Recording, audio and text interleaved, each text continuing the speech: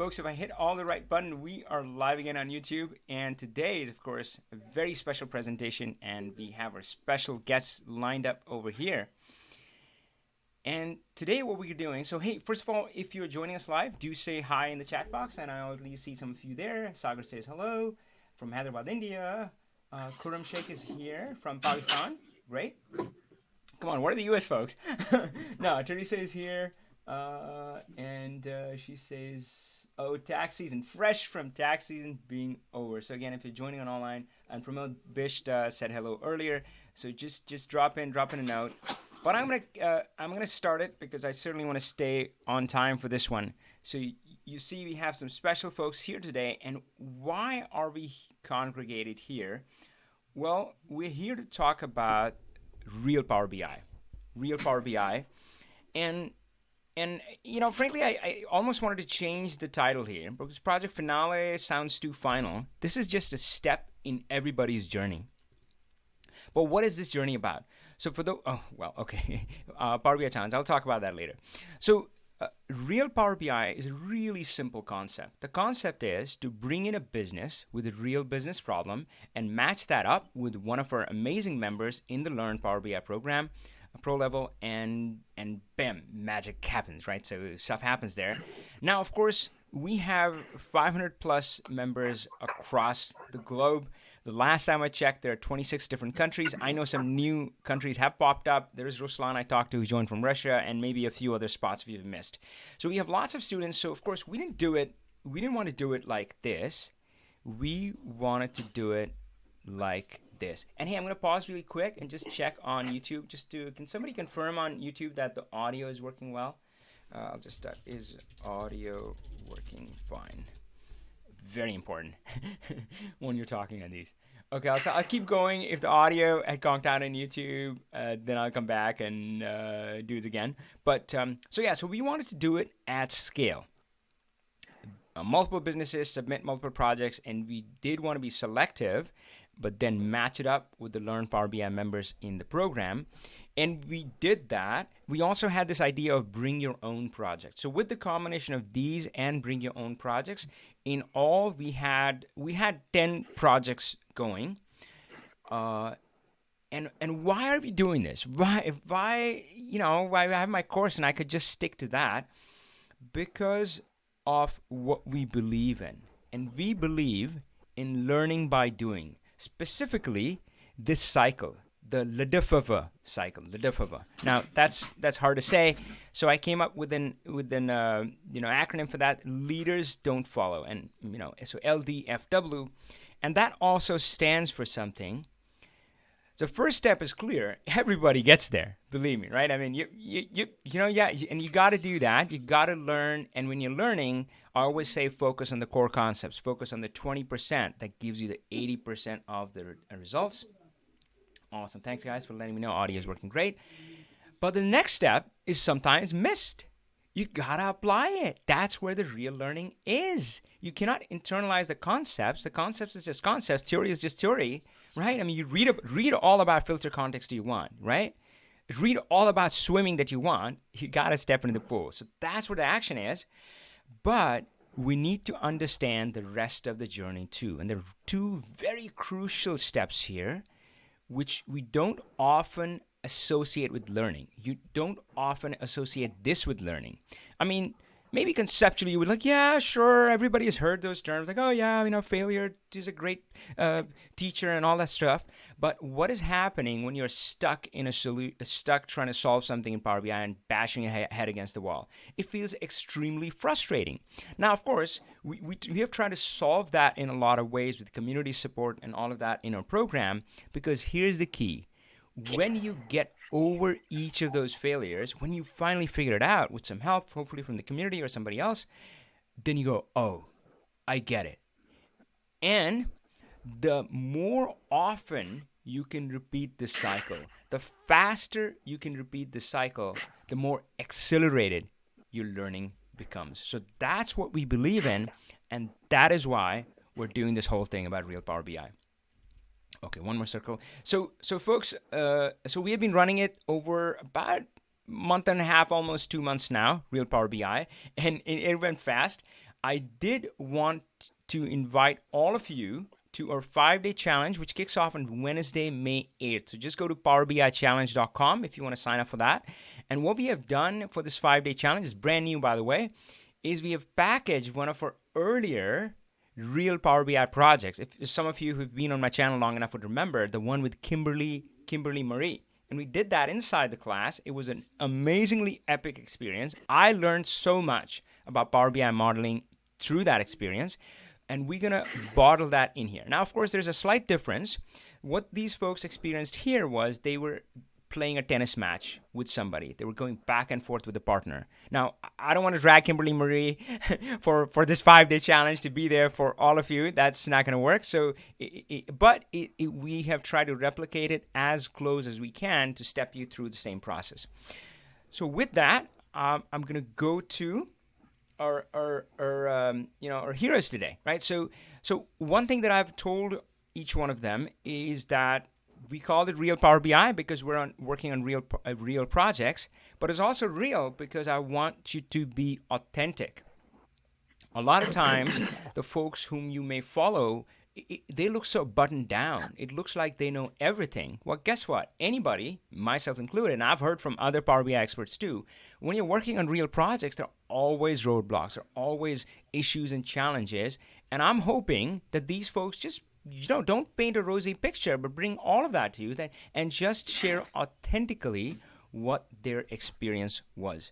So this is the order which was randomly decided, and there are 2 questions that I have requested each person to answer. If they're not going to address it, or if I want to hear it specifically, I'll probably call it out as well. And I feel these are important questions. One is just one thing what you learned about Power BI that you didn't know before, and that is important. But the second one is even more important, and I would say this one is what I really want to hear from all of you. What did you learn about yourself that you didn't know before? All right, so cool. So we're gonna switch. Hello to all of you who joined as well. So Anthony, if you're ready, I can switch over to you, and you can kick us off. I am ready. Awesome, great. So Anthony, presenter, yes. Oh, I didn't realize. Okay, cool. So we'll wait for Anthony's screen to show up. Meanwhile, I'll just do some shout outs. Loretta Sue. I see Jitil John. Oh, it has a question. All right, so Anthony, your screen is up and you're ready to go, my friend. Yes, thank you, Avi. Thank you for giving me this chance to work on a real project. So I'll start. My client is a medical company that helps other companies or employers to reduce premium they pay for their employees' health insurance. They have access to 2 different systems. They possess wealth of data, but were not able to fully exploit and draw insights. So the approach I had with this project, I had to understand the business model. So we started with long discussions. I was asking lots of questions. So I had to understand the challenges they have, data sources, data structure, pain points. So in these long discussions, we shared ideas. I gave some, not too much, but often Octavio would come up with great ideas while we brainstorm. And obviously, we developed a great relationship. So challenges I had with this project were diverse, different challenges, not technical ones, but maybe more personal. So Octavio is also Avi's student. And this gave me a bit of pressure. Another challenge I had, they developed the business and they know what exactly they want from the data model. They know what metrics will show their business performance. So I couldn't help. I thought I couldn't help a lot. Another challenge was the long distance. I was given access to their OneDrive folder. This is not ideal, by the way, in these settings. So when you try to work on the same Power BI desktop file, every time you exchange files, you have to change the links. So ideally, I wanted to implement a central folder so that different Power BI users can refresh their data without changing the links. So that was a challenge, and potentially Power BI has some limitations here. So this is one thing I learned about Power BI. All right, great. So improvements, I have a long list of improvements. Some were implemented in minutes, others took weeks. At one point, I stopped logging the improvements, and it was wise because I'm given only 10 minutes to talk today. So I hope 10 minutes is enough to describe all, to describe how I brought this data model to life. So the first one maybe was cultural. So my client couldn't escape Excel thinking.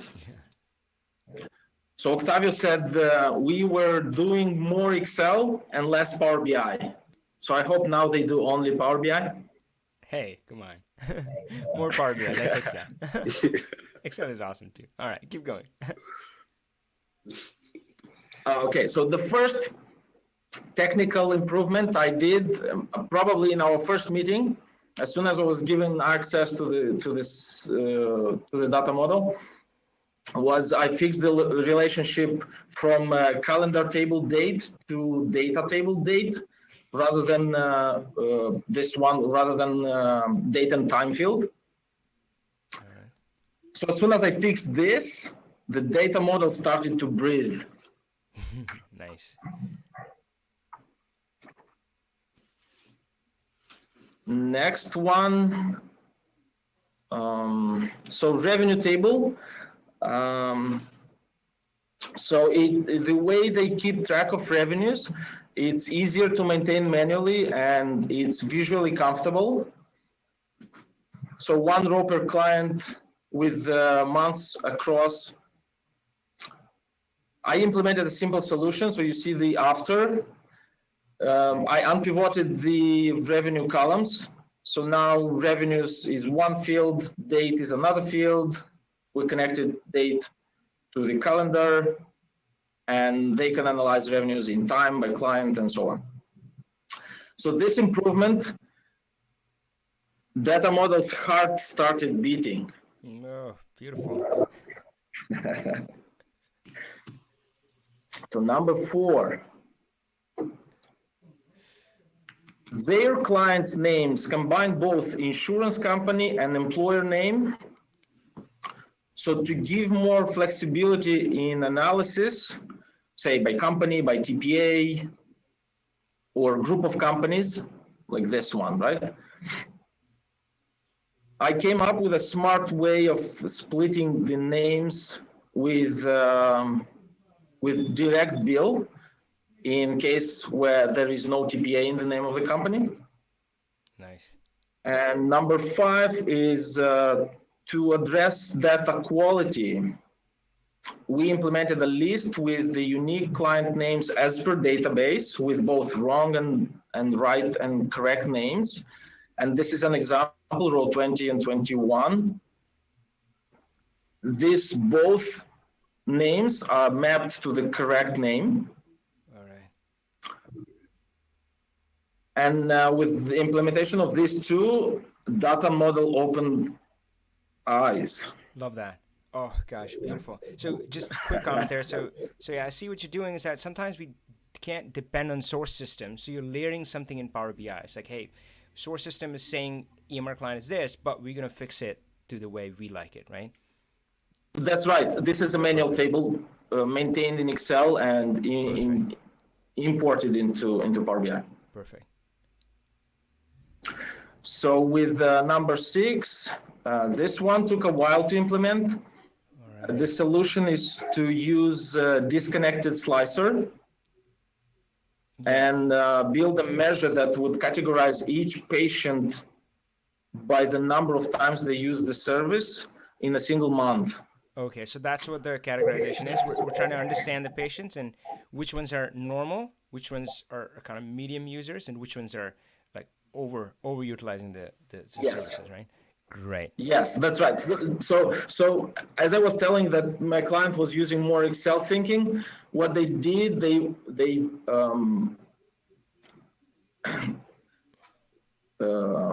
processed this data in Excel and then they imported the table with the categorizations already. Mm-hmm. So that one was not giving a was not providing a good flexibility Yeah. to analyze the patients.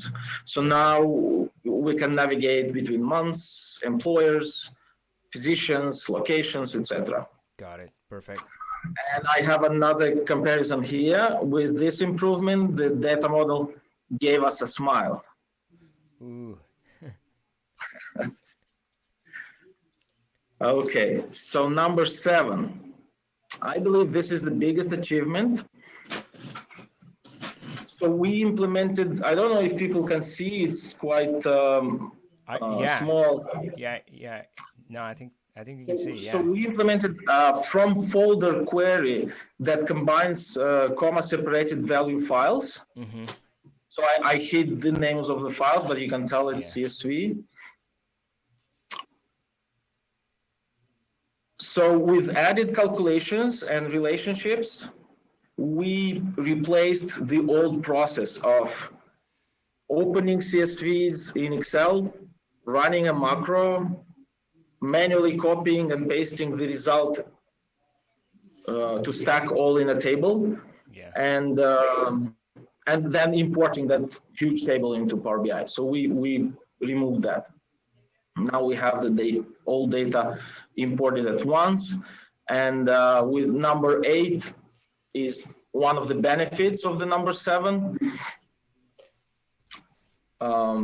So with opening CSVs in Excel would break the IDs because Excel identifies this field as a number and truncates it. So right now, so these two pictures are before and after. So now you can see the patient ID and visit ID is full number, and it gives us even more flexibility to analyze. So with this surgery, data model got out of bed and began to walk. Woohoo! So it was like my patient, right? And I was fixing it. Oh, that was beautiful. Hey, thank you so much for taking us through that journey. Yeah, let's go So ahead and wrap now, up. Yeah. yeah, so this is my last improvement I want to share. Again, it was huge. We leveraged the query, again, the from folder query to import a variety of tables from the second database. I mentioned at the beginning, they have access to 2 databases. So we figured out the unique identifier Mm-hmm. and linked it to user ID and connected the 2 databases. Now it's in the same data model. So with this improvement, my client is able to drill down into details of each interaction. And my last comparison, now this data model is a fire-breathing monster. Woo! Oh gosh. Oh, that's great, Anthony. Thank you so much. So hey, I would ask you that one question. So what was the one thing that Yeah. you learned about yourself going through this? So Okay, contrast. so about myself, um, maybe first of all, I never worked in health industry, Mm-hmm. and I thought it would be hard for me to understand their business model. Yeah. but we went through. I Awesome. got it. I got it. Awesome. And Octavio was patient enough with my questions, and he would answer the same question several times until That's I get it. that's great. That's great. Thank you so much. So, Octavio, I want to ask you just one question. Yeah, just really quickly, a quick thought on what was your experience like through this project? Well, you know, one of the things that I can tell you is that it was a great experience. Hmm. Anthony was wonderful. He Yeah. was like, really good communication, very good knowledge, always inquiring. One of the things I have to tell you, um, me, I think a lot of people over here are consultants. Me, I am a consultant also.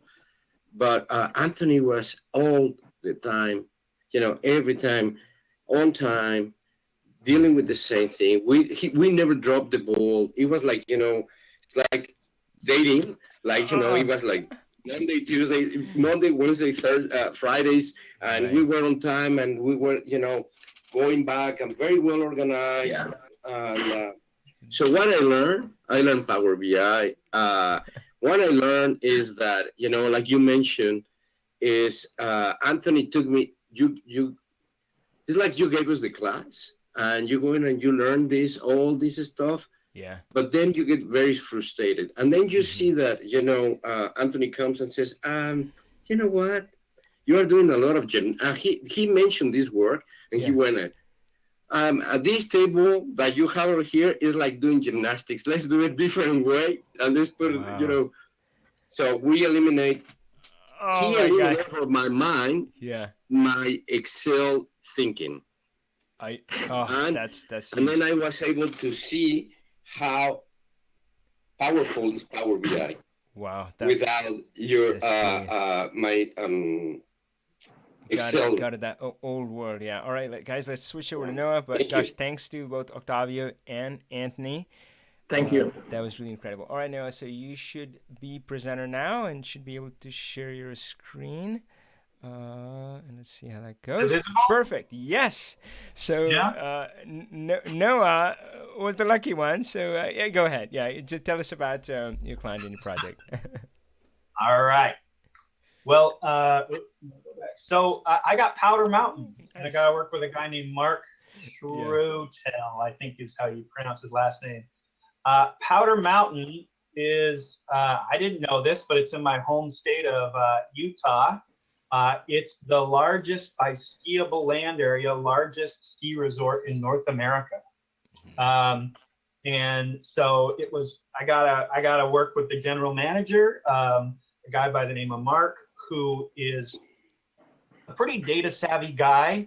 Kind of came from a different industry into managing a ski resort, and um, and so he similarly to he also works with a lot of Excel, and so it was taking some of the work that he did with Excel and basically try to get some real insights out of that data that he could then share with his different department managers. So this was the challenge that he gave me when we talked about Real Power BI. We're trying to create a user-friendly dashboard, shows critical business data, revenue, yield per visit, labor costs, labor as a percentage of sales, labor percentages compared to target, and labor target totals versus budget. It can be parsed by department and business as a whole. Currently, our managers don't have good visual dashboard that would allow them to make solid data-driven decisions in real time. So, this was a little bit of a scary kind of initial scope, definitely daunting, and Yeah. it's been good to have the support of Avi and the rest of the cohort going through this together to just talk about how you scope and how in the agile sort of manner of doing this work, you kind of continue to scope and rescope as you go through. The good news is we actually ended up getting to almost all of kind of this original scope, which is kind of a fun little surprise at the end. So just showing a little bit of the model. I don't know if my kind of Yeah, it looks beautiful. uh, Yeah, I pointer, can yeah, read everything. Yeah. but kind of the two primary sources were this SeriousWare database. And so this was a SQL database that lived on their server. That's kind of particular for the hospitality industry, I think, and they had a particular version for ski resorts. And so that was definitely an initial challenge, kind of like Anthony was already describing, as far as how do you get connected to that data source. We used this thing called TeamViewer, which was a way to kind of remote into their server, and then connecting to their database. I don't have a big SQL background, and so learning that as we went. Their IT people didn't necessarily know a lot about the structure of the database, so had to learn that as well, and had to read through some of the documentation just to figure out what tables I needed. So that was a whole big challenge too. And then this is a large Excel report with multiple tabs that Mark had put together, kind of pulling from a couple different data sources. And so this was an interesting one to work with, just because there was a whole lot of different, data shaping transformations that had to happen. And different than Anthony, I don't have a lot of slides that go through all those different transformations, but I would say, that was a big, just as far as learning Power BI, just learning a bit of M code by mucking in it, as you'd say, Avi. No, I don't say that. Gosh. Anyway. Kind of muck it in the advanced editor is what I mean. Oh yeah, kind of yeah. Learning as you go. So Right. for instance, learning how to do two unpivots in one table. I kind of learned that transpose actually ended up being a useful transformation. So yeah, this was definitely a lot of kind of learn by trying to figure out different ways to shape, what was, a very kind of human-friendly set of reports in Excel into something that was actually usable in Power BI. That's cool. So yeah, and so these are all the different tables that came out of that first source, and then a couple that came particularly out of the SeriousWare database, and then a couple other separate. We've got the calendar table, and then one other table that was a CSV file as well. Hey, you wouldn't happen to have a screenshot of the query dependencies view, would you? Yeah, that's going. Perfect, that's coming. Perfect. Awesome. Oh, the query dependencies. No, I actually okay. I didn't. Right. No, but these are obviously the two sources. So if you did, I should have done that screenshot. So you would have. No would worries. Yeah, I'm sure it looks beautiful. We'll imagine a really beautiful. That one, and all of these down here are referencing that one. So that was, I don't think I ever would have known that apart from the Learn Power BI class, how to do that. So that's definitely been nice, especially when it comes time to update either of these things to be able to do it quickly.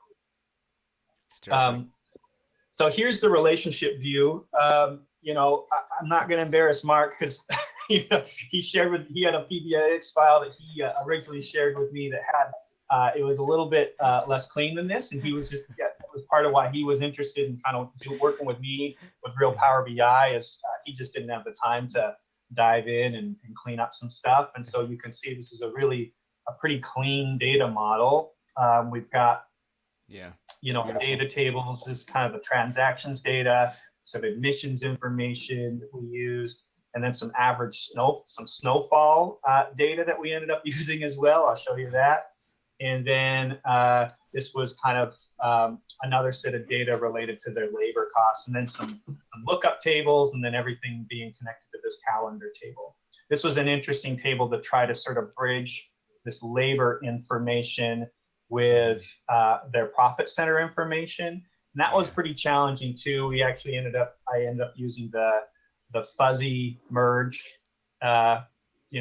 new option that Power BI gives you. And so, there were some challenges in all of this as well, but a pretty clean data model that came out of it. Yeah, beautiful. So I'll just quickly go through the three reports that I was able to put together for Mark. So this is just an overview of sales. You've got the average sales for the current year, the total sales year to date. I didn't have permission to share all this, so some of it's blurred out. Kind of a year-over-year comparison. So how are we doing as of today compared to last year, up or down? And then a variance by percentage. And then, just a slick little way to navigate through the different reports here, different buttons that are that serve to be able to allow you to get to these different reports. And then slicers by the year, by the profit center, which is what he was really interested in, as well as department. And so, you see, you can take a look at the sales by different profit centers right here. You can take a look at the yield per admission by profit center. So that's a kind of interesting metric that they really care about is, how many, in a given day, here's the number of admissions, the number of people that visit Powder Mountain. How does that break down versus kind of how much they're making in different profit centers. So they have access to that information right away. And then right down here is variance by department, as well as variance year over year by different profit centers. And then here's just a data table that breaks it all down by month. You can take a look at the yield by month, the total sales, what it was prior year, what the difference is, and that percentage difference as well. And then this just gives you kind of a sleek way to look at that variance every single month over the current year, or the past 12 months, I should say. So that's the first report. The second one is just a little bit more sales information. This is a couple different tables that allow them to look at total sales and looking back historically by previous fiscal years, how sales were in a given month back in 2014 or 2018 compared to the current fiscal year. And then we just have a line graph that demonstrates that information historically. Again, you can slice by profit center and by department. And then this does something similar, looking at that yield per admission metric that matters to them. And then these kind of last two down here were just a way to explore kind of an interesting metric. Mark and I were trying to decide if it was useful or not, but you've got all this information, you've got this data related to what snowfall was. And so we were looking at sales, kind of the yield information when you looked at it compared to the number of inches of snow. And so that was kind of an interesting one to think about, some of some of the decisions that Mark could make, in light of what the average snowfall was that day. And then my time's up, but real quickly, this is the last report that we got to, and kind of got to most of what he was looking for around looking at the average, looking at the labor costs associated with each different profit center. So right here, we're looking at one called Adventure Center, the different kind of hourly labor wage costs, what the fixed costs are, what the targets are versus the total, and what that is percentage-wise. And then this kind of gives the different managers by department a chance to take a look at, based on kind of where they are in a given month, how are they doing compared to what the target wage is. And so this is just a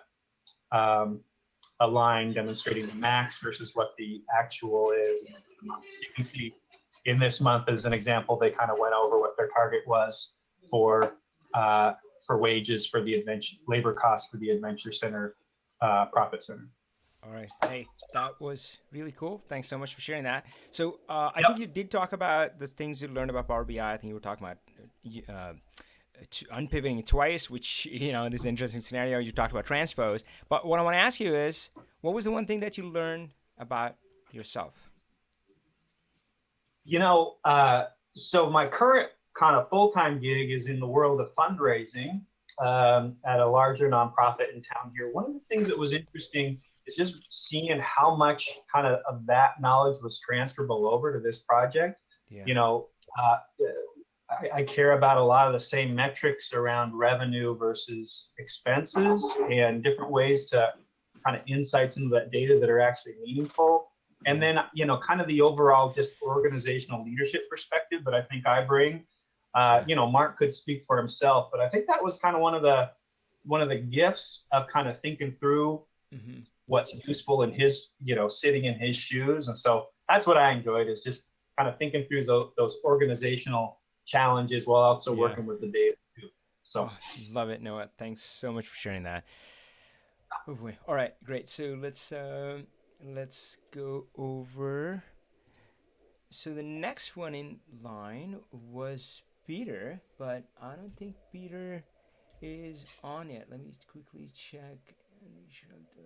Yeah, no Peter. So we can go to the next one, which is Cheryl and Steve. So Cheryl and Steve, you're up. Do you have a presentation that I can make you presenter, or we can just talk about your experience? I don't know which one I you have thought I in would mind. just share my my Power BI file. Oh, nice. Let's do that. All right. So Cheryl. Okay, so I will share this. Okay, sorry, it's just Nice. updating again. Sorry, So, one folks, second. one thing which I I forgot. tried to clean the data, so I was right. that was a bit. That took a while. So it's just okay. Okay, All right. I'll use the time to say one thing really quick, which we should have done beforehand. But hey, the next time is what we would do is we would go back and update the description of this video so you have links for each of these amazing people. So if you want to connect to them later on, we'll have their LinkedIn or whatever connection. So yeah, you can connect to them if you like. All right, Cheryl, go for it. Okay. So I'm just hold on. I'm just gonna sort this in ascending. Descending. There we go. Oh, and so what so I have been working with a company that has they're a startup. They have a lot of expenses, obviously, and so right now we're trying to get our arms around all the expenses because we want to create a better budget. At some point, I intend to bring in the sales data as well, so I can look at it by salesperson to see their expenses by the amount that they're actually selling. So the salespeople do a lot of traveling. So I'll just start by saying I took data from data from Bill.com and from QuickBooks. So I will just hold on a second. So I had all of my bank transactions in a file, sorry. And this is how it came out from QuickBooks. I pulled it by split because we wanted to get the additional detail. Originally, the way we were pulling it, we would just pull it from the balance sheet data, so it wouldn't break everything down. So I pulled it by split, and as you can see, it's totally not user friendly. You have the bank account that it's coming from on the side, and then you've got all these weird spaces. It's just really not user friendly. And this is how the bank transactions and the credit card transactions came through. And then there's also a .com detail, which is in a more user friendly manner. But what I did was I brought it into Power Query. And I did a number of transformations.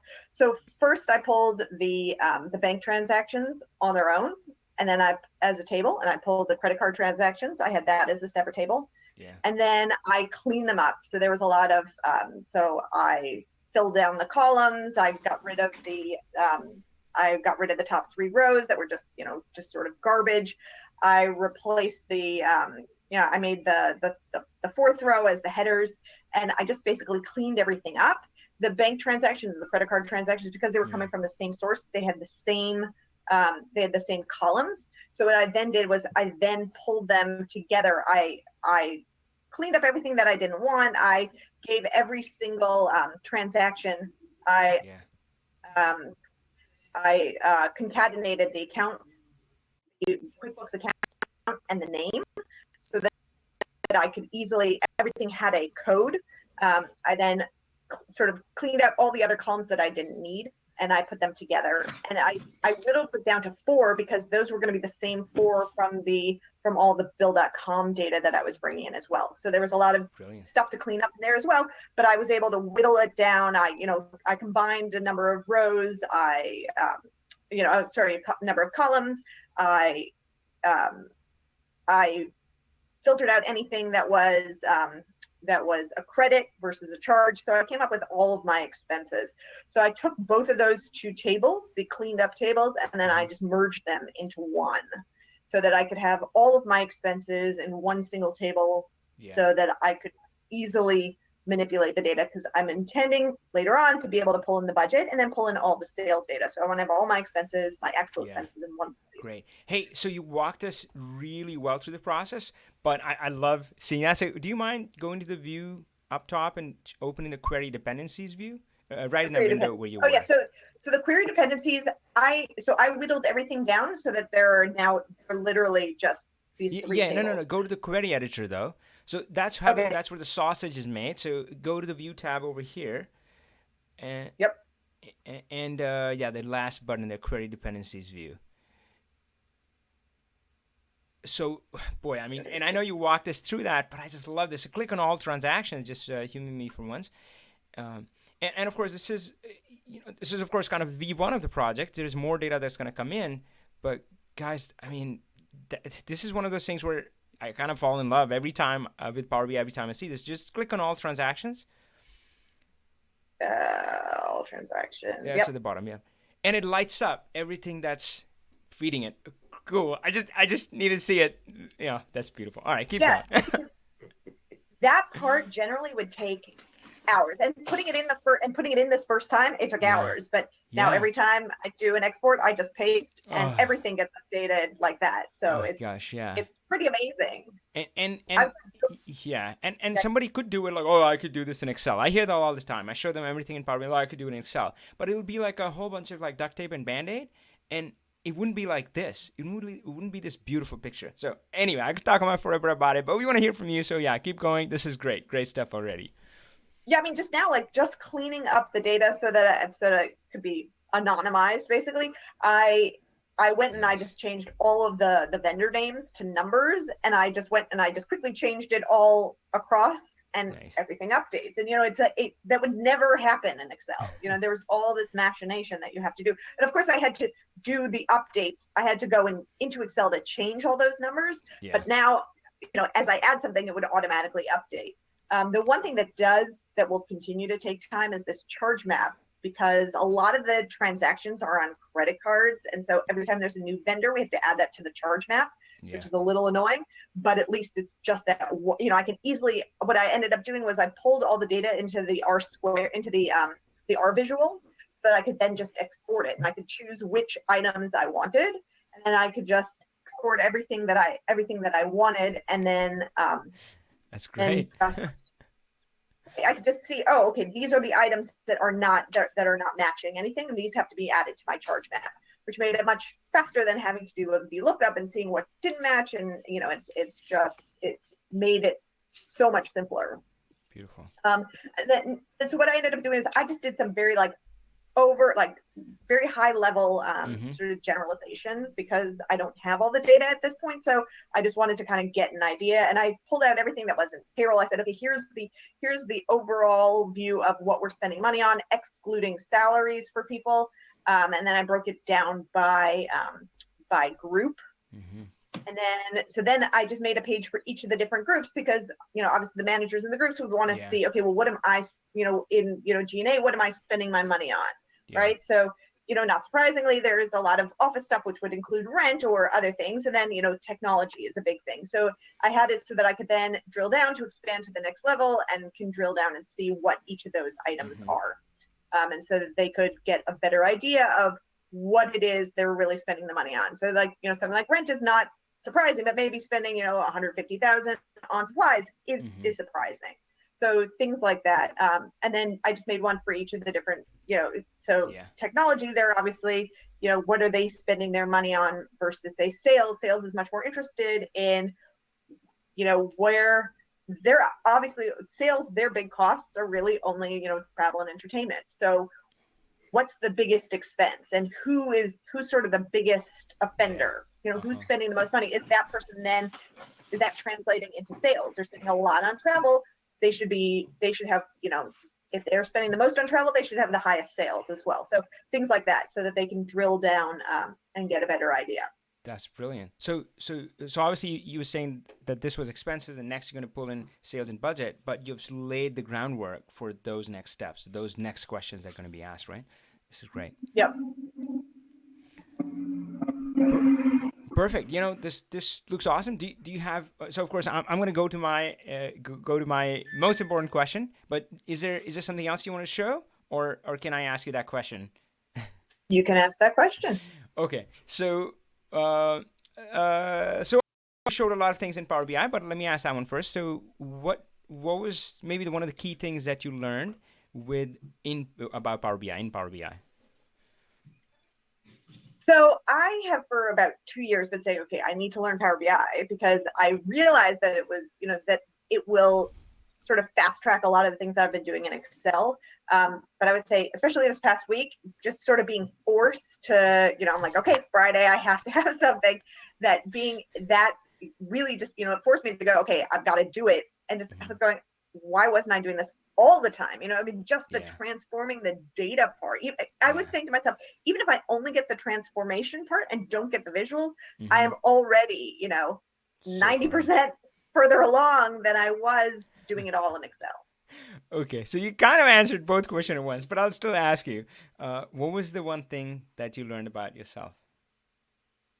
That I need to, I've already known that I need the pressure, but now without the pressure, I need to go and I need to really start learning DAX because there's so many layers on there that can be added. And that right now this is really just I could have done this in a pivot table and looked at the stuff this way, but being able to go and be like, okay, here are all these different measures that I can pull. And suddenly you have this huge, this incredible dynamic dashboard that gives you all this information. It's just, I feel like the possibilities are. Oh gosh, you're gonna make me cry now. Yeah, that's awesome. That's beautiful. All right, so we let's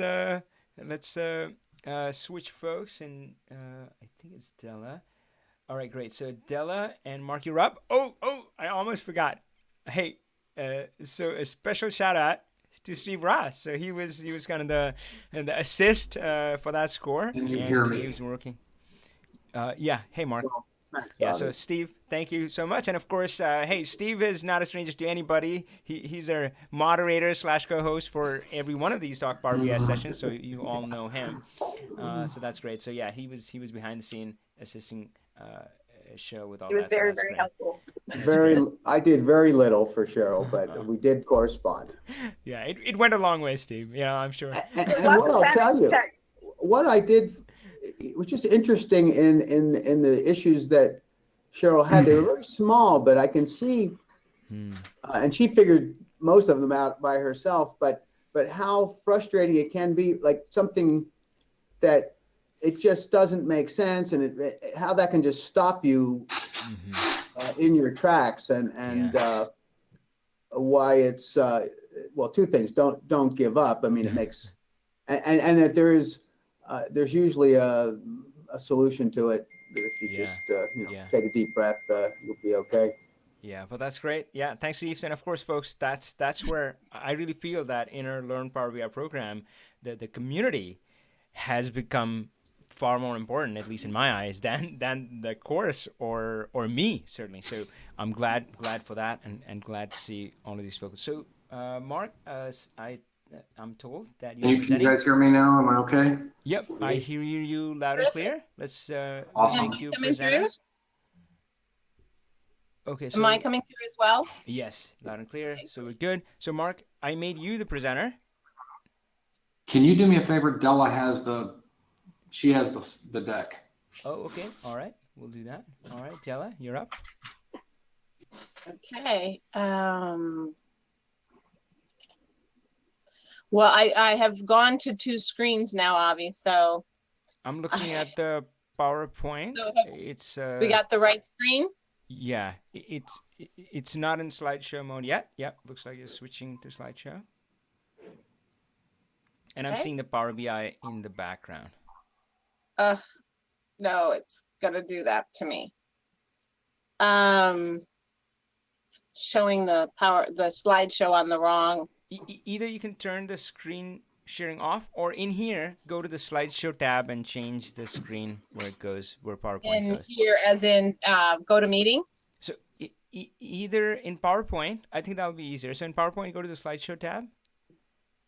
Okay. Yeah, and there you can change, you know, where the monitor says automatic, change it to something else. Try one of these. Try one and then try the Yeah, other. and just do the slideshow again and see if it works. There we go. Yay. Voila. Yes. Except let me get, we're on the wrong slide. Other than that, we're in good shape. There we go. And now I need to get this to collapse. How do I get that to collapse? Let me just there should be these two weird arrows. There we go. Okay. Perfect. Okay, there we go. Cool. Okay, so Della's going to be my the person that's going to try to keep me on track on this, so that we're talking about the right thing and I don't talk too long, because this has been a really cool project. Basically, AwareCom for this particular project is about we went in trying to figure out survey material, which I'd never done before. So the thing I learned about Power BI is that it's not just about necessarily 100%, you know, either finance or production data, things like that. It can also be used to bring together qualitative data and make some decisions, or not decisions, but make some suggestions about how people feel about things, or you know, different things that would show up on surveys. And I never really thought about that before. So great project. The project members, of course, Della, myself, Jose, Jason, and Corey were all contributors. And so the way that I'm going to kind of talk about this is, if you go to the next slide, Della.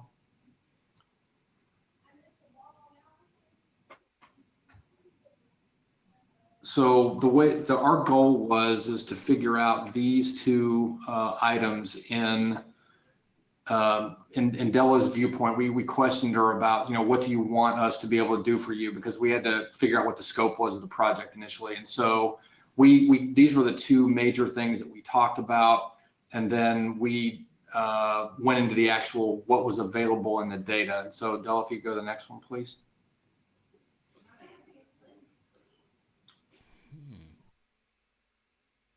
Oh, okay, sorry. I got a delay for some reason.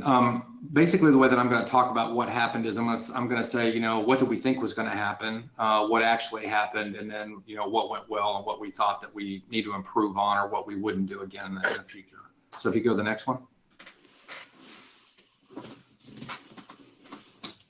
Okay, where we started. We kind of decided that what we would do is try to figure out the life cycle of a Power BI, and we had to author it, which means we needed to confer with the client, figure out, you know, where all the data was, where it resided, what it needed to be transformed into, and then we decided, you know, in order to do that, you know, you kind of got to skip the published part and go to consume, because you need to know what the consumer is going to look for, right? And what you want to be able to say to the end product user. And then we had to figure out, of course, in the middle, what it looked like as far as where was it to be published. And we talked about embedding it on websites, and then also just on Power BI, you know, online.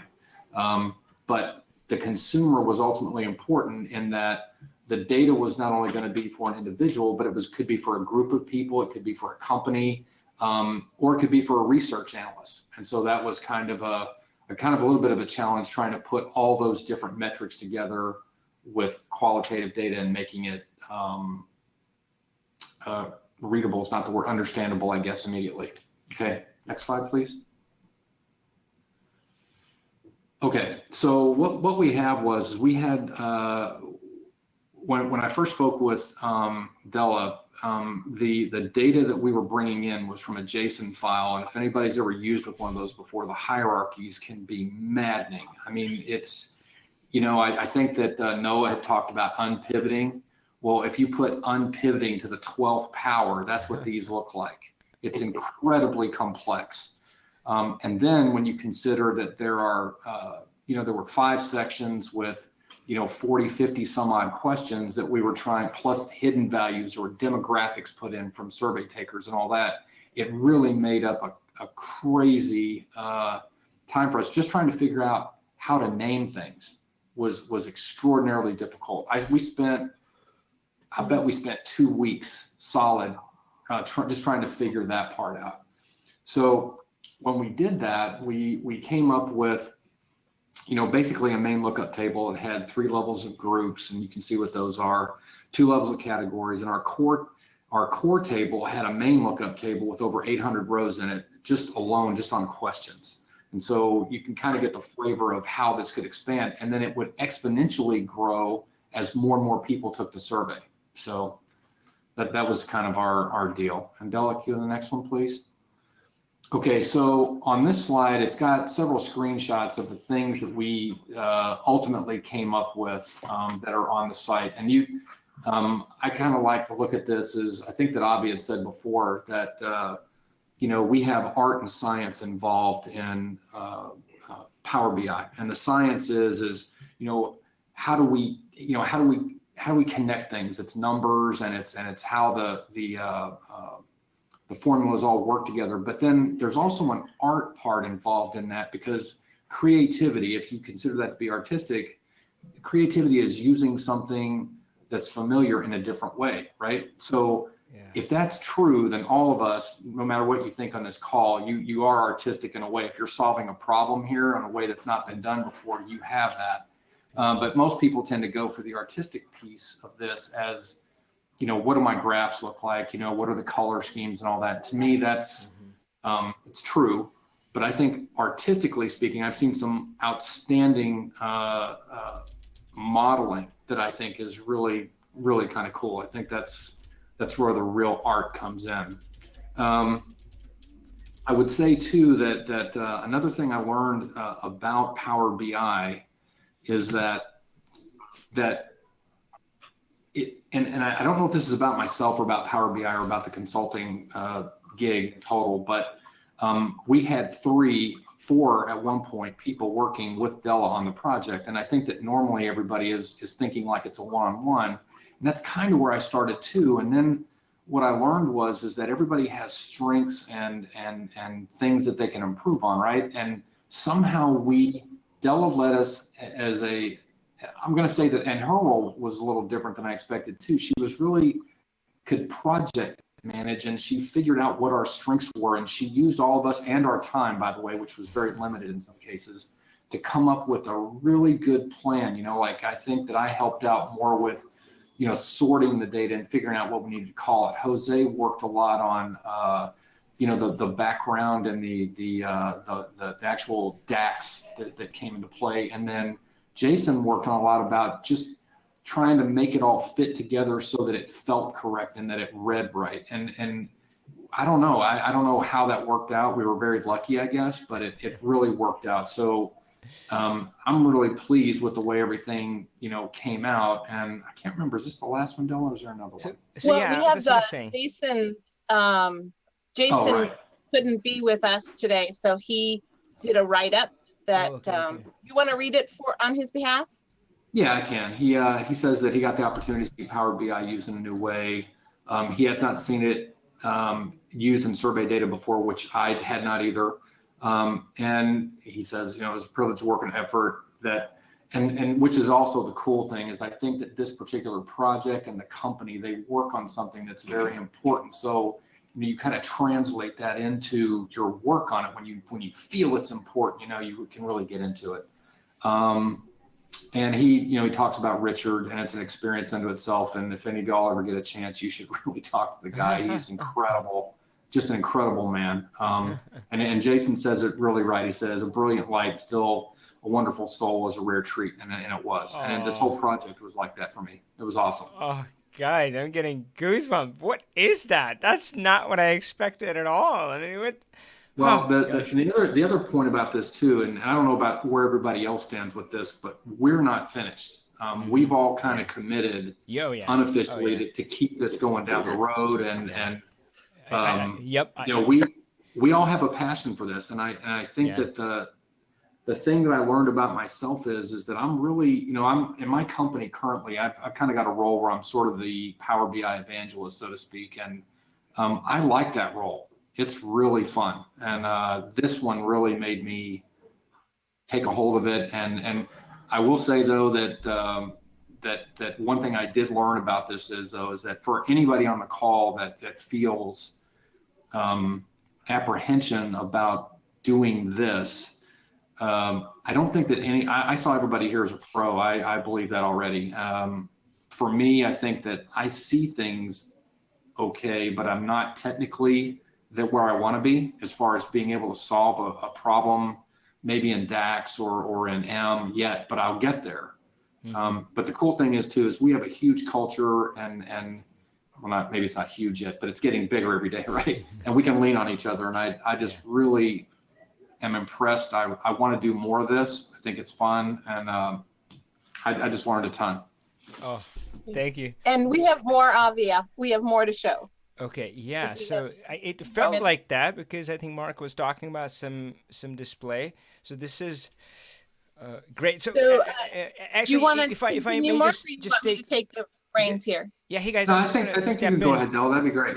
Okay, but I'm just gonna step in for 1 second and say for one that guys, this was a surprise, but most of the programs we run, I always label them as beta, and I kind of learned it from Google. They run their things for years in beta, and I'm like, yeah, it's a beta, guys. So RealPowerBI, we ran it, and I think this is the third time we're running it. So this was more structured than we have ever done before, and of course, we already took a lot of lessons for the next one. But I hadn't quite expected this team thing. In fact, I remember me and Mark talking, and I was like, I shrugged my shoulder and said, dude, I always imagined this as a solo project. That's how it worked. But you can see that how it came together, how these people came together, and boy, what Jason had to share, the way he expressed it, that was pretty incredible. So I'm stunned by that. And of course, you know, we wanna bring in more of that, and the next time we do it, maybe we're going to leave that door open to create that opportunity for that. So we will still, in my mind, we'll lead it as a single one-person project, solo project, but we'll leave that door open. So say, hey, if you do want to collaborate, then here's how to do it. So thank you so much, folks, for that. So Della, go ahead, tell us more, show us a little bit more about your project. Well, what we did is we took the project and trimmed out quite a bit. So, but we tried to leave as much AwareCom. We tried to leave as much as we could. Collaboration is what we do. We're thrilled that this team is another example of what AwareCom does as an organization.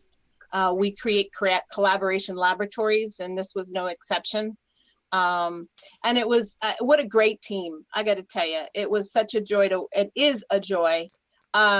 This is the seconds on page. We had to remove about 4 major sections, and there's some custom visuals that I can't show at this point, but let me just show you some of the stuff we did do. Obviously we embedded navigation at the top. It will become a slide out on the side. There will also be, we're in the process of building some slicers that'll come out on the side.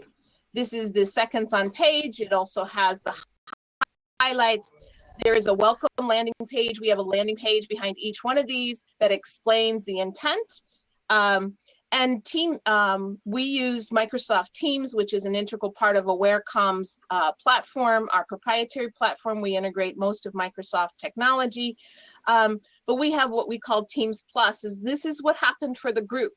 This is literally part of this dashboard. This dashboard gets embedded, as Mark said, not only on Power BI Online, but in each collab, whether it's with an organization or a nonprofit or a collaborative. A collab becomes an entity in and of itself. And this will be also embedded into the apps that are built for those collabs for those organizations, one of which is called an ear. So this whole dashboard is then given back to the individual as well as the organization. Mm-hmm. One of the sections is of this particular assessment, we do all kinds of assessments as well as courseware and publishing, infusing what we call dynamic relational models into content. So this is one of many, but this is what we call the reflection section, which is about trustworthiness of the environment. This is just an excerpt. This is what we call the reflection section. This is the one that has 25 quote questions, of which each one there's 5 questions associated. So this is sort of a tiny excerpt, believe me, a tiny excerpt of the model. This is the reflections. This is the tables. Just to flip on through here, this is the main question, the approach of the 10 categories of the 25 questions, and some of the fun visuals. Jose and I meet regularly on a schedule. He's done, as Mark said, Mark and I worked on the upfront for several weeks, going through, I would work on the tables, meet with him, get his feedback. We'd brainstorm together, work it out back and forth for us to figure out that we needed both groups, 3 levels of groups, and 2 levels of categories for every question ID. So there's about almost 200 questions, although it doesn't feel like it when you're taking the assessment. And then the rest is background data, which is why there's so much detail. This gives you the approach, the fan, the stuff that where we really started to take this was now when someone answers whether they're a fan or not, what was the intensity if they said yes versus if they said no. In our minds, it doesn't do any good if you put those two together. Makes sense. It's when you separate them. Sorry. Yeah. Then one of the other reflections is how someone sees their organization. Again, this is about one of our expertise is to help build trust-based organizations rooted in Deming's principles. And so in this case, we look at what do they perceive the organization to be, and then again, splitting, are they a fan of it, are they not? Obviously, this is sample data, but it gets the point across, and then how we can, and the idea is then we move forward. Now, just to give you an example of the measures involved, I opened up on the side here, Jose and his measure capabilities is, it's if one of your 2 questions, of course, is what did we learn? And for me, taking Power BI was about continuing to be a good leader, both in AwareCom and with our partners and clients. And so to be able to communicate on a better level and with the kind of work that we do here, the importance of the skill set, identifying the skill sets that are needed, and Jose's skill set in his background in programming. Now, these are just a few of the measures. These measures are strictly for this page only, just to give you an idea of.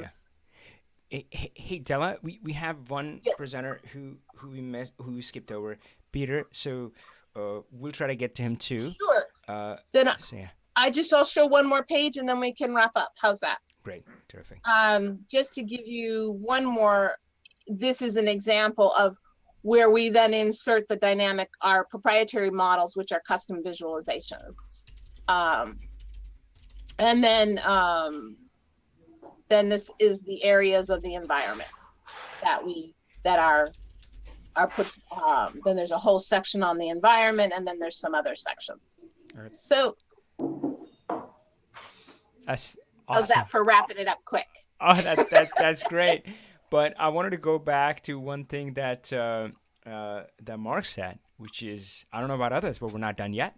And I think I'm seeing it consistently across the projects. And we had asked these questions when we'd gone out and asked businesses to submit projects. We'd asked them that question that, hey, would you like to continue after this if things go well? And all of them, every single one of them had said yes. And that was just a bonus. That was not my intent to setting this. I just wanted to create this kind of timed experience. But yeah, I mean, looking across the projects, it's always a journey to the point, and I started the call that way, where I said I want to rename it because the name is feels too heavy, right? I mean, it's like final presentation. It's, you know, so I'll think about the rename. But hey, I wanted to bring in somebody special whom we had skipped over. So Peter, let's check in. Let's see if we have audio from you. And if you have webcam, great. If not, they'll see my pretty face, I guess. So Peter, yeah, say hi. I think can we hear you? Hello, can you hear me? Yes, we can hear you loud and clear. Would you happen to All have right. a webcam? Yes, unfortunately, I had to join the meeting on my phone. Okay, I no worries. was caught up at work and Okay, unable to get home no, early enough to no use my worries. We're system. just glad you're here. So what we're gonna All right. do is just chat. So folks, I don't know how to do this. I want to show you my pretty face and give something in the visual background. Let's go back to Real Power BI. And okay, cool. So Peter, myself, and Mark was briefly involved as well. Mark was like, you know, in like 3 different projects, you know. So and our client was Macquarie, based out of Mombasa, Kenya. Is that right? Did I get the city right, Peter? Yes, Yeah. you do. So Macquarie, he's part of a freight company, and that was his data set. Now, I will admit that, Peter, it took us some time to get rolling, didn't it? How was the initial experience like for you? For me, I felt it was chaos initially Yeah. because of the difficulties trying to get everyone together, Yeah. difficulty trying to get the meetings right. But in the end, Yeah. we were able to sail, and we sailed successfully. Although we were unable to wrap up the project because of his other commitments. But the Yes. project was a But my massive friend, eye-opener. yeah, I mean, look at what Mark said. None of us are done, you know. So, I mean, of course, each one of us wanted to get more done by this point. But even if we had accomplished everything that we wrote out in our notes, we still wouldn't be done, right? Because yeah, you look at others. So that's how this goes. It's peeling an onion. There'll always be the next step. And I just want to kind of celebrate how far we did come. So it came together, and we got started meetings and so forth, and we ran sessions differently. So this is the one where I kind of got more involved than most of the projects, which was a delight for me, which was awesome. And I'll point out, so Peter, I'm not sure if you saw it that way, but I saw a turning point for the project was, so if you've seen me by now on the calls, that I can get a little impatient at times. So I felt one of the turning points was that to me, it felt like we were talking about the data for a long time. And then if you remember on a call, I said, guys, let's just, I rolled up my sleeve, pulled in the data, and we built something. I don't even remember what we built in the first call. Do you remember that part? Do you remember that meeting? Yes, I do remember we had to build some aging reports using the CFS date and out to get a real drill down analysis of the number of days the items have stayed in stock. Yeah. So, go ahead.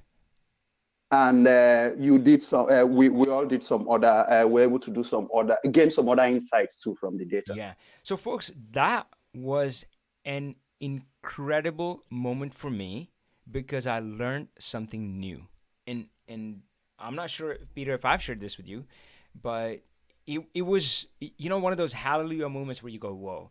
And folks, I feel so lucky. I can't count my blessings. It's crazy that I get this experience of walking on this journey with students because, as one of my students taught me this phrase, to teach is to learn twice. So I'm learning constantly on this journey. In fact, I could not have a better teacher. I'm convinced that this is the best teacher there is.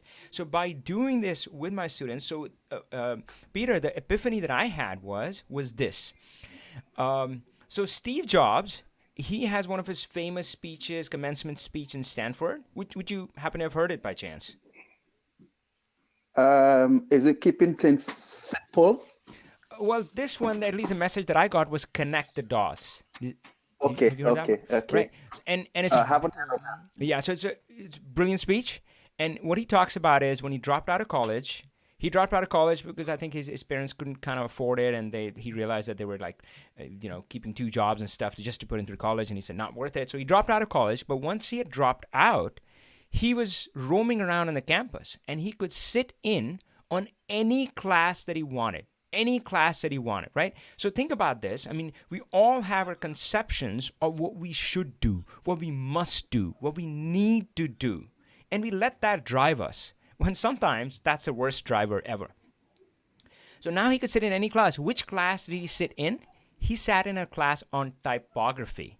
Now, this was back in the day. This was before computers. So typography had more to do with like printing and newspapers and magazines. So especially in newspapers, new articles would come in, and somebody would set like how an R should look like in the New York Times, right? So that's what typography was about.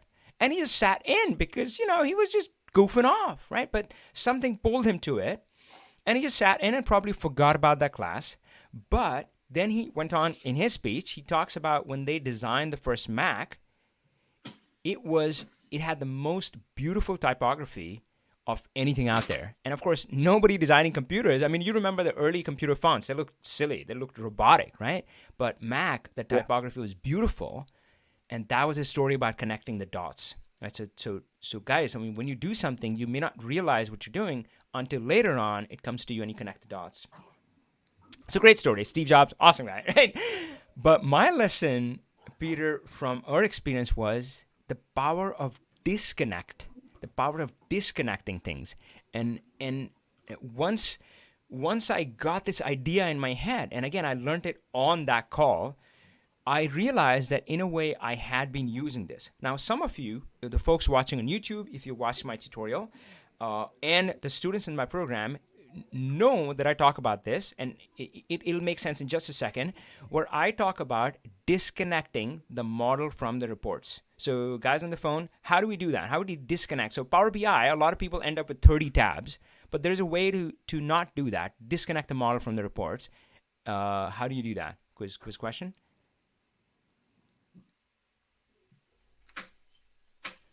Are you asking me, Avi? Everybody on the phone. Yeah, if you have the answer, shout it out. All right. Is it not just by starting afresh, ignoring what is in existence within the organization? Well, so I want to keep one model, but I want to build lots of reports connected to the model, but separate, right? So they're not in the model. They're not in my PBIX file. They're somewhere else. Okay, I once we're going to say it, you're all going to know. So you publish it. You publish it, and now that becomes a single source of truth. It's living in PowerBI.com, and you can go to PowerBI.com and you can create 100, 1,000 reports. Not just you, all of these other users can create reports off of that, right? So you have one PBIX file which has the model and all that, but your reports can be disconnected. Otherwise, of course, if all of your reporting was in that PBIX file, as a lot of users start, but they add one tab, one report page, 2 report page, and then how far are you going to go? 20 report pages, 30 report pages? So I realized that I was using the power of disconnect there. Now, there's another level of disconnect, which I haven't much talked about actually in the class or on my channel, but which is this, which is, so now we have disconnected the model from the reports. So let's see if we can do this. Oops, maybe not. The other level is, and I'm going to be really quick about it, which is you go to the model and you disconnect the data from the model definition. Now that is required. Why? Because if you look at a PBIX file, and if you keep working in that approach, how big can your Power BI? How much data can you hold? Well, you can hold hundreds of millions of rows. We know that. But what about 1 billion rows? What about 1 trillion rows? You can't. You cannot do that in PBIX file. But there are businesses out there who need to solve these challenges. How do you solve that? By disconnecting the model data, you keep it somewhere else, and the model definition. Even if the model data has trillions of rows, the model definitions is probably going to be just kilobytes, right? So that's another level of disconnect, right? But that's all very technical and semantic. But what I learned for their experience was essentially what we ended up doing, folks, is usually when we go through developing a Power BI model, it's a very serial process. And I teach it serially where I say, oh, you got to go to the query editor, clean up your data, bring it in. Then you focus on your model, do relationships, do DAX, and then you build your visuals. Now, of course, you're supposed to do it quick, in a quick cycle. So in 1 week, we have something, we go from query editor, model, visuals. Then next week, we repeat it again, repeat it again, repeat it again. So that's Agile BI. But what we did here was that we didn't have control over the first step, data cleanup. The data was messy and it was taking too long. So we had two choices. One was to wait for the data cleanup to happen, and I'm impatient. So what we ended up doing was we ignored data cleanup. We disconnected the task of working on the project and building a model from the data cleanup. And I never thought about it that way, but that was incredibly powerful because that set us free. So after that, Peter, of course, we had a few sessions. Of course, we would have liked to have more, but we had a few sessions and we made progress, and we built the model and everything. So we had the relationship view, we even had the visuals. Now, of course, the data looked crappy, so it was garbage in, garbage out. But we knew that it freed us up from building the model, and we knew that whenever we could work on this in parallel, and as soon as Macari cleaned up the data, we wouldn't have to do any work in the model. Does that part kind of make sense? Yes, it really, really exposed me in particular to a lot of things I never imagined. Yeah. Hey, me too, my friend, right? I mean, I didn't see it that way. I just never saw it this way. And if somebody would have told me about this, like, oh, you shouldn't care or you need not care about data cleanup, I'll be like, what are you talking about? Is that important? But I realized that, well, you can go on working on your model. You can build the beautiful model without data cleanup, just assuming that when the data is cleaned up, it's going to show. Anyway, so that was pretty cool. So Peter, why don't we take this chance to tell me. So we did talk about Power BI a bit, but tell me one thing you learned about yourself. It has to be something positive, though. You can't say, "Oh, I'm no good at this." No, that's not allowed. I should have said that up front, but yeah. So tell me something you learned about yourself. All right. I think in addition to that, so I will not take much of your time, excuse me, but I would like to tell you one thing first I learned about Power BI, which I just want to add to what you summarized. Absolutely. Yes. Now, quickly, I would like to thank you for the opportunity. And I would like to say Power BI will definitely help anyone to ingest data from virtually any source. Yeah. That's one important thing I've learned. Oh, beautiful. And in addition to that, I've learned that it requires no specialized technical support. Yes. Which is one major big plus I can take away from the usefulness of Power BI. And again, I've come to understand that you can leverage the benefit of agile inquiry or agile capability and analysis within Power BI. Mm-hmm. It's so practical and it's so hands-on, and I've been able to understand again that you can extract intelligent data rapidly. Yeah. And you can be able to perform magic. That's when I mean magic transformation, transforming the data to gain valuable insight without any prior difficult technical skills. Whew. So that's the main thing I've learned about Power BI. Then speaking about myself, I have learned how to learn. And I've realized that you need to have the right mindset to be able to achieve anything. If there's one thing I want to take away from this project or from this course, I think one major takeaway is the ability to believe in myself and knowing that I can do anything possible. It's just to have the right mindset. Oh my gosh. Peter, you're going to make me cry. Oh gosh. So my friends, I have talked to people who talk about they have difficulties selling Power BI sometimes within their organization or within their client. Peter?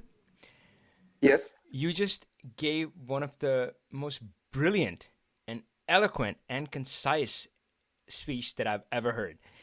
Just a recap that you did, that this is what I learned about Power BI, that's a great sales pitch. So folks, if you need help selling, convincing others of Power BI in your organization, reach out to Peter. And again, we're going to put links to their bio or contact information or website, and we'll update the description for that. So you're going to have that. So Peter, thank you so much. Thank you very much, Avi. It was a brilliant experience. Likewise. And I want to say thank you to the rest member of the community, and Mark Stewart. You were of really great support. I just have to say thank you, sir. You guys were awesome on your own. I didn't need to do anything. I just got to sit back and watch you, and I just wrote Javi a chat, and I said, this guy's got passion. He's always moving forward. And I think that's a critical piece of being, a consultant, but especially if you're part of a community like this. This whole Power BI thing is kind of turning out to be that way. We're almost a cult now, so it's working out. Yeah. Then in addition to that, Frank, again, I don't know if he's on the call, but Frank has been a major support too. Yeah, so Frank was the other key member in this project with us, and we had invited Makari as well, but yeah, Kenya, different timing, so may not be able to join, but yeah, that's he did write in, and he did share that he could see, as Peter was talking about, he could also, it opened up his eyes to kind of the capabilities of Power BI. But folks, I want to thank everybody on the RealPowerBI team, everybody who participated. So you didn't get to hear from everybody who was involved. We had a few select members. So I want to thank the bigger team, but of course, a big thanks to everybody who did present. Thanks for kind of sharing that. And thanks for being authentic and real and just bringing it all to the table, the highs and the lows. And what can I say? It was an incredible experience. And folks, we will of course do it again. And what I mentioned to the folks who participated this time is next time we do this, you guys will be further along in your journey, and I'll tap you in to say that, hey, we need some mentors for the folks who are going to go through this in the future. So I'll look to you for that. So thank you, folks. Thanks, Avi. Thank you. Thanks, all. All right, great. So, hey, we're going to do a quick scan of the comments. I did see some comments coming in for all of our presenters. So, guys, a round of applause. I mean, as we can do in YouTube style. So, yeah, let us know what you thought. And, boy, I'll say I'm a bit emotional right now. This was pretty incredible. Yeah, let's see.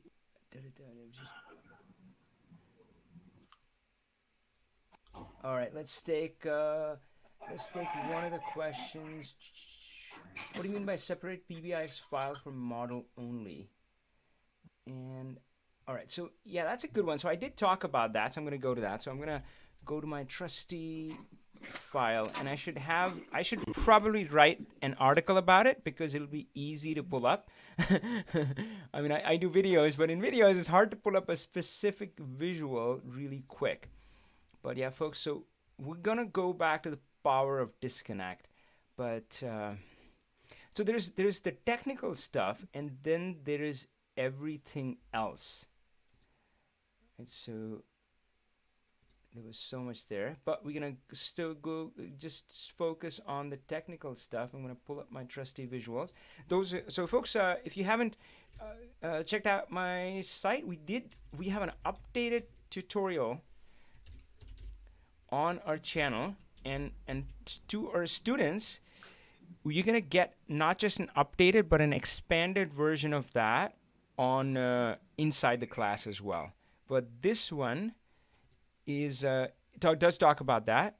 So yeah, so if you're starting out, or I would say even if you've been using Power BI for a while but are struggling, you're probably struggling because you haven't kind of focused on the core concepts. So this one does kind of focus on all that, including what I'm about to show you here. So most people, what they do is, not most people, but some people, they would have like Power BI desktop, and they would have 30 pages in there. And they would say, Avi, I'm going crazy. How's the best way to maintain this? And I only want to show. So this is the question they ask me, and I almost start laughing when they ask me this. So they say, Avi, I have 30 pages in my report. I only want to show 5 pages to a selected audience, and I want to show the other 5 pages to a different audience, and the other 5 pages to a different audience. And I'm like rolling on the floor laughing because the answer is so easy. It is to really swim with the current, my friends. So use Power BI the way it's supposed to be used. The Power BI desktop is an authoring tool. It's not a sharing tool. So the way you do that is you publish it to PowerBI.com, and that separates the data from the model. So actually, I don't know if I can be ambitious enough to try to pull that up in video. And man, now I'm realizing the power of blogs, because I could have just pulled it up. But let's see. So, here we go. So, almost there. Dang it. Okay, great. So when you publish it into PowerBI.com, immediately you notice that it separates the data set. It separates the model. So what is the model? The model is 2 things. It is the data and the model definition. What is the model definition? Mostly it's relationships and DAX, right? DAX measures. That's what it is. I don't consider the query editor to be part of the model definition. That's actually only comes into play in refresh, and that's a whole different engine. So I don't consider that as that. So it has data and model definition, right? Fair enough? And then you notice that this is not the report. It separates the report. It puts the report in a different tab. And you realize pretty soon that, I can go in here and click on this as many times as I want and build not 1, not 10, not 20, hundreds of reports. And not just me, hundreds of users can do it. And that blows your mind, right? I mean, that is what makes me fall in love with Power BI. That, man, makes me fall to my knees, right? So it's incredible. Right? Man, I've lived in the old world, and we talk about Excel, and I just want to make it clear that Excel, whenever we say Excel doesn't do this or Excel is painful, we're always talking about the old Excel, because the modern Excel has Power BI built in, right? So the old Excel, I've lived that life. It was insanity. It was using macros to turn on, now show me these 5 sheets, now show me that 5 sheets. I don't want to go back to that world. I do not want to recreate that world in Power BI. So in the new world, you publish it, and the model is separate from the reports, and you can create as many reports as you want. And guess what? Not just Power BI, but hey, you can create Excel reports connected back to the single source of truth. So that's one disconnect level that we talked about. Now the other level was here. So remember when I said, what is a data, what is a model, what is PBIX, what is that data set? And I said it's 2 things. It's the data, right? And it is the model definition. And this is the next level of disconnect that I talked about, which is needed if you're going to break through to large data sets. I mean, how do you do trillion rows if all of this, you're trying to squeeze it all into a PBIX file? You cannot, right? So not do it in PBIX, but all you have to do is separate the data. Take the data out. It could be 1 million rows, 100 million rows, trillion rows, bigger. I don't care. Who cares? And just when you're authoring the model, you just focus on the definition, and it's going to be kilobytes, because definition is just relationships and DAX measures and that stuff. Right? So that's a next level of disconnect. But all right, cool. So hopefully that made sense. Let's folks do one more question. The last one that I would see. Okay, I have RLS configured at SQL level, and before running any query, it requires to set a session context. I'm not sure if that's a question or an answer. Oh, wait, it is a question. There's a question mark at the end of it. It requires to set a session context when running a stored procedure. Running a query for each table is the only option. Well, that's I don't know. That's more in the SQL territory. So the way I understand role-level security is it's based on just the user credentials. So if I'm Avi, what does Avi have access to? Right? That's what it does. And as long as that system works, Power BI can definitely pass in the credentials. So Power BI passes in that, oh, it's Avi, he's back again, the troublemaker, and then the system just works off of that. So that's how I understand RLS. And if you're using something else to implement in SQL, I wouldn't know about that. I know how to implement it in Power BI. I understand your scenario, but sorry, I'm just not able to help you because I don't know that part. Oh boy, Sunil maybe have an answer for that. So direct query only. One example on this with one big file. If I make gets big. Yeah. Okay. So yeah. Good question. Who is this? Piscius. I'm not sure if that's a real name or not, but I talked about disconnecting data and relationships, and I made it I made it sound exotic. Guys, it isn't. So it's really simple. So if you want to disconnect the data from like the model definition, it's you just go to SSAS Tabular. That was my step, and now of course you can go Azure Analysis, and yeah, just so just know that door is there. Now, what I would say a little bit about my journey was that SSAS Tabular, Azure Analysis wasn't an option back then, but SSAS Tabular really scared me. We were struggling with the size of our data. We were really struggling at this point, but I was afraid because, hey, I come from a business background. I say those things which I hear my students saying, and I correct them when I can. So, when you say, oh, I'm not technical, I'm not really a SQL guy, and you can say this, but say this, with as if it's a compliment, because it is a compliment. Because guys, here's the thing, my friends, right? I'm gonna say it. It might upset some people. We have a group which is often called IT, sometimes goes by different names, which has people who are technical who know SQL. How many business users who are on the front line who really need data think that IT is helpful, who get a smile on their face when they have to go to IT for a request? All right? I think the answer is near zero, right? So there are people who are technical in SQL, and what is the end result?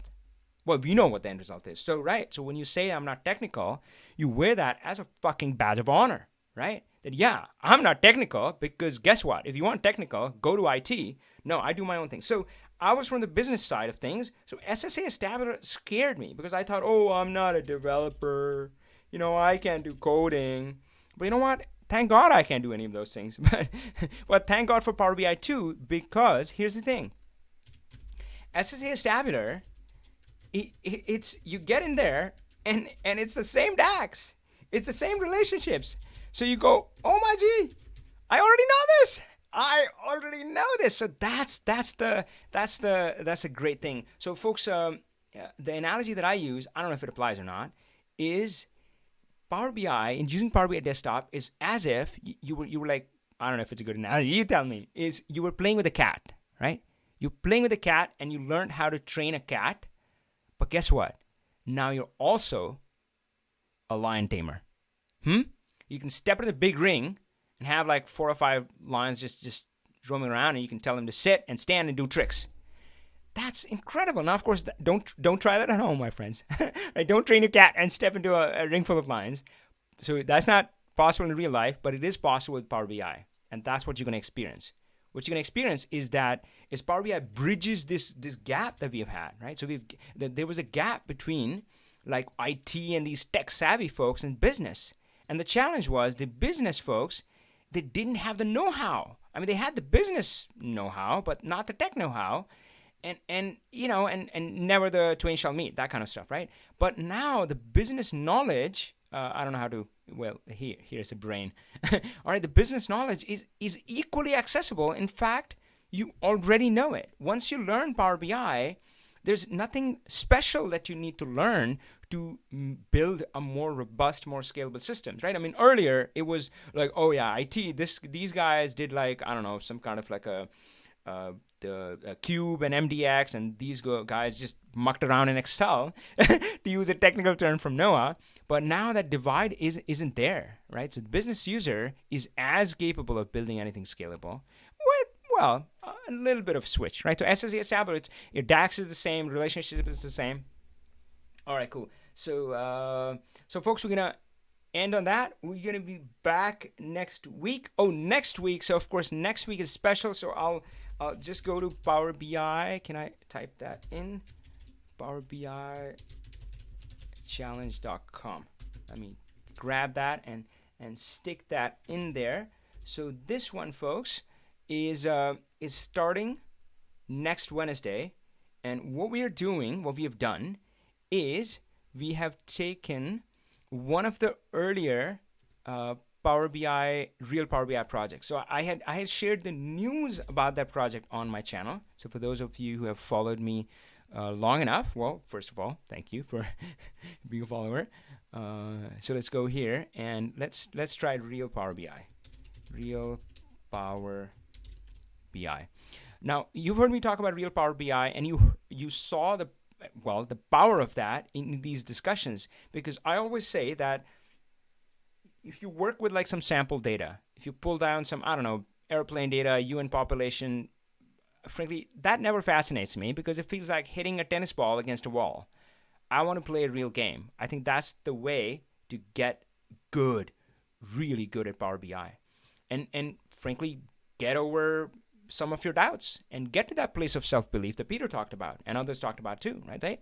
This is no big deal. Mark talked about it, like, oh, I mean, Anthony talked about that. I mean, the healthcare industry, like, oh, it's okay, I can figure it out, right? So Kimberly Marie, that was the very first real Power BI projects. So of course we can't bring Kimberly Marie back. She's got a business to run, but we're gonna bring that project and walk you through the same steps we went through with her. So that's what the challenge is structured. And Wednesday, May 8th, and I'm super excited about it. So I did put the URL in there. Go ahead and sign up, and we'll see you. So Wednesday, so next Friday, we'll be running this challenge. So whatever is happening on that day, we'll be doing that. But of course, we'll be here live every single Friday for Talk Power BI. All right, friends, thanks so much. Take care. Power on.